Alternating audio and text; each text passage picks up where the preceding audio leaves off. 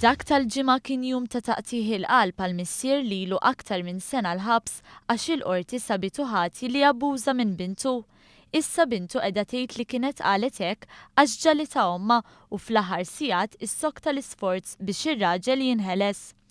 L-avukat tal-priġunier Tonio Azzopardi għalli huwa għamel talba quddiem il-Qorti Kriminali biex ikun hemm ħelsien mill-arrest immedjat. Naturalment, jiena se nibqa' nissikka sakemm minn triq jew minn oħra dan il-bniedem jinħeles. Jiena għalija f'demokrazija mhux aċċettabbli li l-Istat m'għandux struttura biex bniedem illi issa hemm provi ċari konkreti li huwa innoċenti jibqa' fiċ-ċella. Din mhix aċċettabbli u l-Istat jeħtieġ isib soluzzjoni għaliex qed irrendu responsabbli għal ksur tad-drittijiet fondamentali, jiġifieri għal ksur tal-artiklu 5 tal-Konvenzjoni Ewropea li tagħti dritt għall-libertà personali.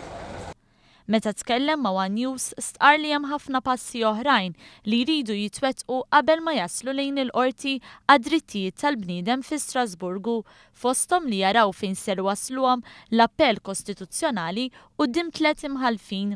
Stqar li jekk hemm il-darba jibqgħu mingħajr rimedju imorru Strasburgu fejn se jaraw li l-Istat naqas milli jipprovdi dan ir-rimedju. Speranza hemm ħafna wkoll mela jiena ma qtajtx jisir meta l-affarijiet kienu ħafna iktar korroħ mhux se aktar jisillu.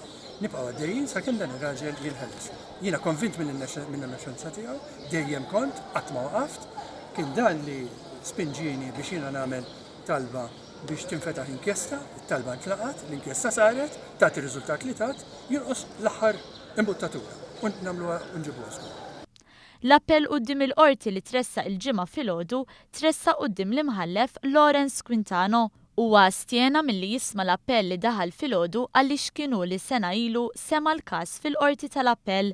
Deċiżjoni dwar min se jisma' l-appell imbagħad ittieħdet mill-Prim Imħallef li assenja l-każ lill-Imħallef Tonio Mizzi. Mizzi beda jisma' l-każ għal ħabta tas-sitta.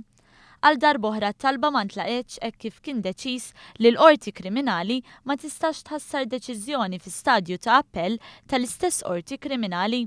Għaldaqstant wieħed issa jrid jistenna eżitu mill-Qorti Kostituzzjonali. Ix-xenarju f'dan il-każ inbidel wara ammissjoni tat-tifla li llum għandha 20 sena. Fl-aħħar jiem stqarret mal-Pulizija li gidbet kontra missiera. Il-Pulizija għandha wkoll xhieda oħra li bil-ġurament qalu l-istess u l-om tresqet il-qorti brabta ma' dan il-każ. Intant fawla separata kif skedat komplit tinstema' wkoll il-kawża kostituzzjonali kontra l-Ispettur Luis Kalleja li kienet mexxiet il-prosekuzzjoni kontra r-raġel.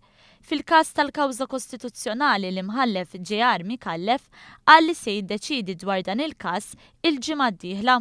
Fl-istess ħin hemm petizzjoni quddiem il-President tar-Repubblika qed tkun mitluba tintervjeni bis-saħħa li tagħtiha l-liġi.